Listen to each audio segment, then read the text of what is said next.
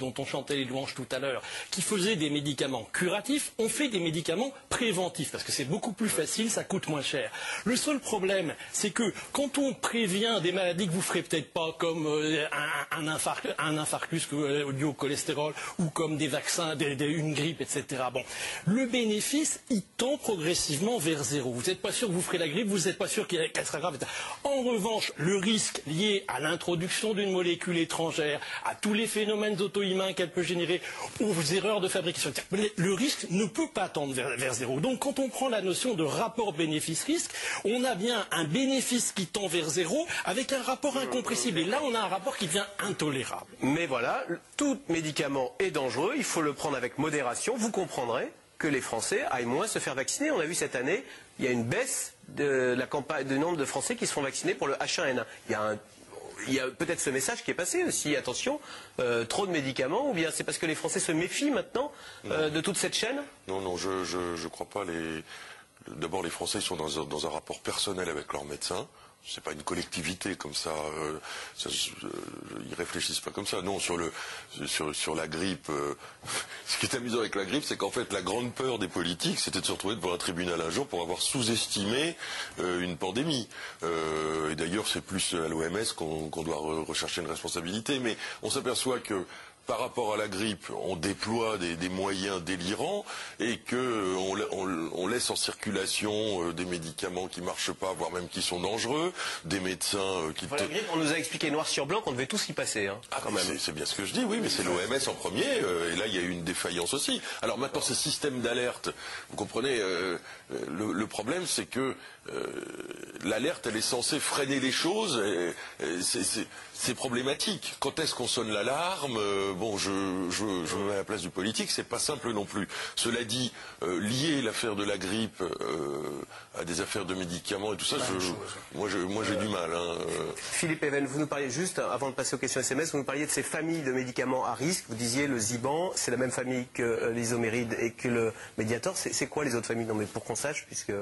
Ah ben je vais pas vous faire la liste de tous les médicaments. Comme ça, des familles... Je pense qu'il n'y en a pas 10 comme l'a présenté l'Express, qu'il y a aujourd'hui au moins 50 médicaments, dont certains extraordinairement prescrits, je veux dire très prescrits. Vous ne le prendriez pas, vous? Ben non. Alors, non, je ne vais pas vous donner la liste, parce qu'on entre je serai traduit dans la justice demain. Non, je veux dire que c'est un travail sérieux qu'il faut faire. Mais je donne ma caution à ce que dit l'Express, sauf le Ketec où, bon, c'était un antibiotique de plus dont on n'avait pas besoin, mais je pense qu'il n'y a pas de risque réel. Mais pour les 9 autres, réellement, on aurait tout intérêt à la retirer du marché. Vous allez être invité à déjeuner pour des confidences personnelles, monsieur Hélène, avec votre liste de 50 médicaments. Mais j'espère bien. Il y a à peu près 80 médicaments, 50 à 80 médicaments sous surveillance aujourd'hui. Sous surveillance. Ouais. Le grand problème, c'est est-ce qu'un médicament est unique dans son action, ou est-ce qu'il a des concurrents qui peuvent faire aussi bien, mais de façon moins risquée? Tout le problème est là. Pourquoi un antibiotique de plus? Pourquoi faire prendre des risques à certains patients, alors qu'on a un antibiotique à côté qui, lui, cause moins de risques?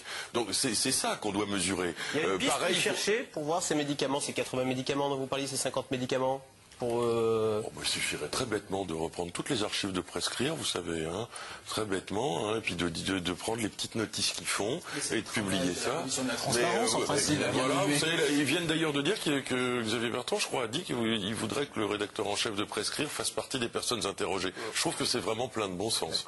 C'est vraiment plein de bon sens. On va faire bondir les abonnements à Prescrire. Ah mais il faut, mais attendez, il faut. Oui, Philippe Even. Un petit mot à propos de Xavier Bertrand. Je crois qu'il a compris la gravité du problème. Qui est une gravité politique aussi, oui, mais c'est aussi une gravité politique. Il l'a parfaitement compris et qu'il a le très sincère désir de expliquer l'ensemble de l'affaire du Mediator et d'aller plus loin et de revoir tout notre système. Il était aux affaires en 2006, il a été ministre de la Santé. Il était au courant de rien, comme les autres ministres, ça passe pas, ça remonte pas jusque-là. Non, je pense qu'il fera tout pour le faire. Cela dit, ça commence mal.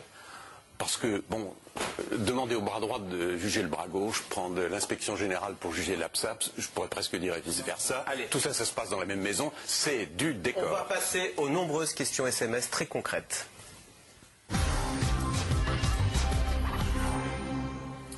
Se trouve-t-il en Europe d'autres médicaments retirés de la vente comme le Mediator et encore autorisés en France? Ah, voilà une bonne piste. Alors, François Mali, des médicaments qui ont été retirés chez nos voisins mais qui sont toujours présents en France. C'est pas seulement la question, il y a aussi des médicaments qui n'ont jamais été autorisés à l'étranger parce que le dossier n'était pas suffisant. Des noms Génévac, par exemple, quasiment jamais utilisé, quasiment presque jamais. Pourquoi ça? Vaccin contre l'hépatite B. Il a été autorisé en Suisse et dans quelques pays très périphériques, mais pas dans les grands pays. La difficulté qu'on a, c'est que quand il y a une disharmonie comme ça, d'un pays à l'autre en Europe, à peu près comparable, c'est qu'on ne puisse rien faire, qu'il n'y ait pas d'endroit où donner l'alerte. C'est-à-dire, quand on a vu que le médicament a été retiré, en l'espèce ici, le Mediator en Espagne, on aurait dû pouvoir saisir une autorité française en disant, écoutez, il est retiré ailleurs. Une agence européenne, tiens là pour le coup à Bruxelles. Il y en a non, une. ce serait Pierre qui révèle. Il y en a une. Ça marche aussi bien que toutes les structures européennes. Fausse bonne idée. Bon, c'est pas que c'est une fausse bonne idée, c'est qu'à un moment donné, il faut qu'on puisse. On a aussi besoin d'une Europe de la sécurité sanitaire. Qu'elle reste à construire, c'est une certitude. Dans l'état où elle est, c'est pas ce qu'on attend. Quel est le degré d'indépendance des organismes de vigilance? Philippe Even, vous aviez déjà répondu. On le sait tous. Écoutez, Un haussement d'épaule, votre Il y a réponse. surtout de l'incompétence, un peu de corruption active et pas mal de corruption passive qui est de ne pas bouger lorsque ça met Corruption en active, cause... c'est quoi? C'est se faire inviter dans des grands restaurants? Non, ça va beaucoup plus loin que ça. Attendez, on a parmi nos médecins français un certain nombre de leaders d'opinion, de haut-parleurs, qui vantent la valeur de tels médicaments dans telle situation, sans d'ailleurs indiquer qu'ils sont sous contrat avec les firmes qui les produisent. Et ça, c'est pas pour des petites sommes, c'est pour des sommes importantes. Peut-être pas comme 100 000 $ ou 1 million de dollars ou 6 millions de dollars, comme ça a été publié aux États-Unis pour un certain nombre de médecins américains. C'est sûrement un peu moins que ça, proportionnel à notre marché. Notre marché, c'est 10% du marché américain, donc ça doit être 10% de moins. Mais c'est pas des petites sommes, c'est pas des invitations à aller en vacances. Hein. Vous voyez nos grands experts, je prends la cardiologie par exemple, qui est l'une des disciplines les plus pénétré par l'industrie pharmaceutique avec la cancérologie, je vois des grands cardiologues parisiens qui sont actuellement, au moment où je vous parle, sous contrat avec environ 30 à 50 laboratoires. Vous entendez bien? Comme consultants, comme experts, comme conférenciers, etc. Comment on peut faire la pub de 50 laboratoires concurrents quand même? Il y a un moment, c'est compliqué, non? Pourquoi? Ça se fait très bien. Ça se fait très bien. Bien c'est sûr. ça les Courir professionnels. pour 50 écuries quand on est C'est grand ça les compte à Paris. professionnels. Mais c'est plus simple, l'AFSAP. Le budget de l'AFSAP, c'est quoi? C'est l'industrie pharmaceutique qui paye. Donc il y a un problème de départ. Ensuite, les experts, il y a des conflits d'intérêts tout le temps. Alors le truc, quand vous lisez, c'est un peu gaguesque, quand vous lisez les comptes rendus, c'est qu'à chaque fois qu'on est autour d'un médicament, celui qui a des rapports avec le labo, celui des experts, se lève et quitte la salle pour pas participer à la réunion. Et quand vous épluchez les rapports de l'AFSAP, ils sont nombreux à se lever. Alors c'est normal aussi, parce qu'ils sont experts en pharmacie, bon, c'est logique. Mais enfin, quand le boulot est financé par l'industrie, évidemment, bon, ça pose problème. Tiens, alors vous parliez un petit peu de corruption passive ou active. Est-il vrai que le docteur Frachon et d'autres dénonciateurs du Mediator ont reçu des ménages? Des menaces. Des menaces. Des menaces, C'est moi qui oui. lis mal, j'aurais besoin de Oui, lunettes. ça, je ne sais pas, je connais pas. Il y a eu Frachon. des menaces, enfin, ce que j'ai pu lire, non, il y a eu des mails très insultants qui ont été interceptés, où Servier l'accusait de vouloir faire sa publicité, enfin ça fait partie... parce que- Libération a évoqué la piste de petits cercueils qu'aurait envoyé Oui. Lucien Abenaïm. Servier Oui, dans les années Lucien 95 Benaïm. après un rapport négatif sur l'isoméride. Oui, il faudrait faire confirmer ça à M. Lucien Benaïm, mais... J'emploie 4 conditionnels pour pas avoir de problème, mais bon. Non, mais c'est pas complètement anormal que ça arrive. On est dans un petit monde où c'est vrai, commence à y avoir un peu de volonté de transparence et on reçoit tous des menaces ou des intimidations, y compris les acteurs associatifs. Arrêtez, je veux dire, il y a des courriers qu'on a envoyés qui sont restés sans suite. Voilà. Ça prend quelle forme les menaces que vous recevez, monsieur? On nous recommande de ne pas faire un certain nombre de choses, etc. Donc nous, on a un certain nombre de courriers dans lesquels on a mis en garde contre un certain nombre de choses. J'observe qu'un certain nombre de rapports qui ont été rendus ont été modifiés entre la date à laquelle ils ont été élaborés et la date à laquelle ils ont été publiés. Donc on travestit la vérité, on arrange les choses, tout ça n'est pas sain. Je pense qu'on a inventé quelque chose dans notre pays qui sont les autorités indépendantes sur lesquelles le Parlement tire à vue en disant que ce sont des autorités qui ne servent à rien. Et je pense au contraire que ce sont des autorités qui servent à quelque chose et qu'il faut faire le tri entre les 13 satellites qui sont autour du ministère de la Santé. Pas moins que 13. Il y en a une qui est une autorité indépendante au sens juridique du terme. Les autres ne le sont pas. Donc il y a ce premier tri à faire quand même. Et est-ce que la question de la surveillance du médicament, est-ce que la question de la pharmacovigilance ne doit pas être une question d'autorité indépendante plutôt que d'agence ou plutôt que d'établissement public? C'est quand même une vraie question qu'il faut se poser. On ne peut pas tout mélanger. Peut-être qu'effectivement l'État a besoin d'un côté d'établissement public et d'agence, mais nous, citoyens, nous avons besoin d'autorité indépendante au sens où la loi le dit. Vous l'avez avec prescrire, d'une certaine façon. Voilà. La revue indépendante. D'une certaine façon, oui. 29 000 abonnements, alors qu'il y a combien de médecins en 200 France? 000, mais il y en a 150 000 qui exercent vraiment, et 100 000 qui sont vraiment au contact quotidien des malades. Donc ça fait 1 sur 3, 1 sur 5. Oui, 1 sur 3. Mais quand vous regardez les chiffres de la pharmacovigilance, le nombre de signalements qu'on a en France dans les comités régionaux de pharmacovigilance, c'est 26 500. Et que vous savez qu'il y a à peu près 250 000 professionnels de santé entre les pharmaciens et les médecins, ça fait un signalement par an pour 10 médecins. Ça fait pas beaucoup, hein. Il n'y a pas beaucoup de remontée de terrain, c'est le problème. Pas beaucoup de Qui remontée de décide terrain. du taux de remboursement des médicaments et selon quels critères? C'est là où le bas blesse, parce que c'est là où le débat que nous avons aujourd'hui est un débat qui est absolument ravageur. C'est parce qu'on confond l'autorisation de mise sur le marché avec le service médical rendu et que aujourd'hui dans l'opinion, plus personne ne comprend rien et on est en train d'essayer. C'est quoi? Alors, c'est la commission de la transparence qui évalue le service médical rendu du médicament, c'est-à-dire par rapport à d'autres médicaments dans un système comparatif, alors que l'autorisation de mise sur le marché, c'est l'évaluation de ce médicament par rapport à un placebo, par quelque chose qui ne ferait rien. Donc évidemment, beaucoup de médicaments obtiennent l'autorisation de mise sur le marché, puisqu'ils ne sont a priori pas dangereux, sauf dans les hypothèses qu'on a évoquées ce soir. Mais les autres, ceux qui sont du service médical rendu, on peut baisser le remboursement, parce que le remboursement est fonction du service médical rendu. Tout ceci crée une zone de confusion. Les gens, ils vous expliquent qu'ils ne comprennent plus rien. C'est le gouvernement, c'est le ministère qui Oui, fixe c'est le le taux? ministère qui décide de la politique de déremboursement des médicaments. Une phrase Oui, bien qui va sûr. tout à fait dans votre sens.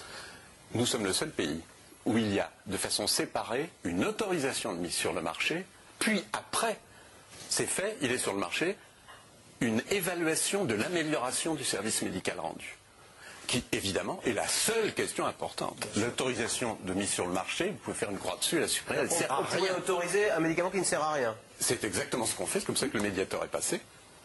Ouais. Les médecins touchent-ils des commissions sur les médicaments qu'ils prescrivent?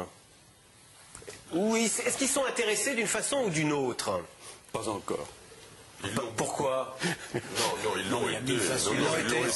Ils l'ont été, mais il y a quand même des lois qui sont passées, il y a pas mal de choses. Mais évidemment, mais il y aura toujours, dans le monde des médecins, comme dans tous les... Moi, je veux croire que la majorité d'entre eux sont des gens honnêtes, qui ont plutôt du mal à faire leur boulot quand même, quand on voit ce délire, une information faite par les labos, enfin, si on commence à chasser sur ce terrain-là, bon, on va en trouver, on en trouvera bien sûr, mais c'est bien de leur pas la Je question. voudrais que vous imaginiez une seconde ce que ça veut dire quand on est médecin et qu'on reçoit en moyenne par semaine 10 visiteurs médicaux. Ouais. C'est un minimum de 10 minutes à chaque fois, toutes les semaines de l'année. Qu'on Chaque suit jour, vous avez un ou deux 10 dans la visiteurs. semaine, donc Voilà. 1 ou 2 par jour. Bon. Ensuite, vous avez 3, 4, 6 fois par an des conférences dites de formation continue, organisées par l'industrie pharmaceutique. Champagne, petit four. Oui, mais surtout des médecins qui sont payés pour ça par l'industrie pharmaceutique. Que vous ouvrez quelquefois des journaux médicaux français qui ne valent rien à l'exception de prescrire, et que vous y trouvez les grands leaders d'opinion de la profession médicale française qui chantent les louanges, quelquefois à juste titre, des médicaments vraiment importants et nouveaux, ça arrive, mais qui chantent les mêmes louanges exactement de médicaments qui ne servent à rien ou à peu près à rien et dont la sécurité n'est pas garantie. Comment voulez-vous que les médecins s'en sortent? Il faut les faire soigner à l'étranger, là, hein, pour une Non, consultation. c'est pareil. Non. C'est pareil, la grosse différence, vous n'avez pas parlé tout à l'heure, la grosse différence avec l'étranger, c'est que les médicaments sont beaucoup moins remboursés. Donc on Que en les prend médecins moins. du National C'est pas ça, Service c'est du coup, en ça pousse à un Angleterre... effet volume en France.